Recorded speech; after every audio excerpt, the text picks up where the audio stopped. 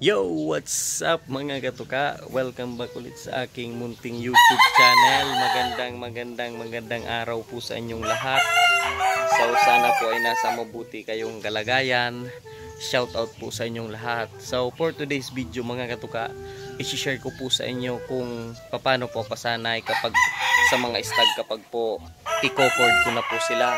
So para po masanay na po sila sa cording area.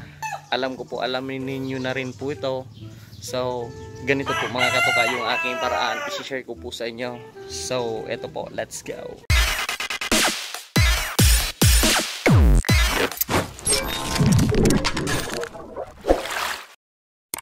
Yan. Ganito rin po ako mga katuka magpasanay kapag po malapit ko na po silang i-cord. So, wag po natin itatapon yung ating mga nasisirang mga tali. So magagamit pa rin po natin yan mga katuka sa ating mga stag na pinapasanay sa tali. Yan. So yan na po mga katuka yung aking mga linalagyan. So para po after a week, so matali ko na po sila sa cording area. Ayan. So kapag po mga katuka maila pa yung aking mga stag, hindi po ako mga katuka nagko-cord sa dinaraanan po natin o dinaraanan po ng tao. So ang tendency po kasi mga katuka kapag po palagi po natin dinaraanan, so hindi po natin maiwasan yung mga stag ay tumatakbo, tumatalon. So ang tendency po niyan mga katuka ay mamimilay po sila.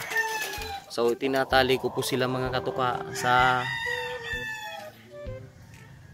hindi po dinaraanan ng tao at paminsan-minsan ko na lang po sila hinihimas-himas na lang po ano po sila sa pagkailap. So yan. So yan po mga katuka yung aking mga pinapasanay na sa cord. So i-cord ko na po sila mga katuka.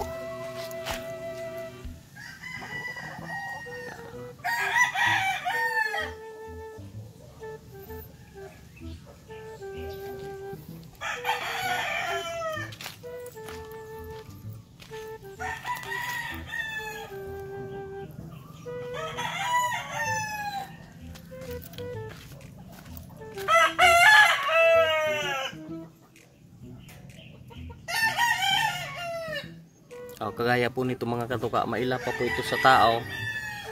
So ang tendency po niyan mga katuka kapag po nakatali po yan, kahit po sanay na po siya sa tali, mahihila po yung kanyang paa ng tali kasi tatakbo at tatakbo rin po yan. Paminsan po nakadapo sila, tatalon bigla at nabibitin. Yan.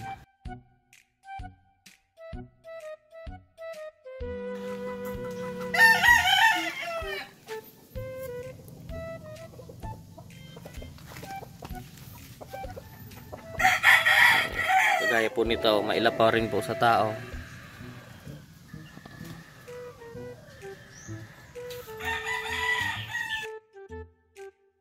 So ganyan lang po ako mga katuka magpasanay sa aking mga stag na i-cord ko na po.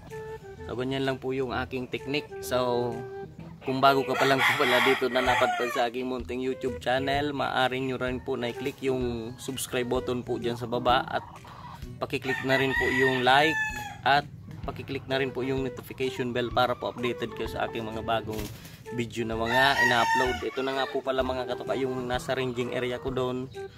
So 5 months old na po sila. So going to 6 months na po.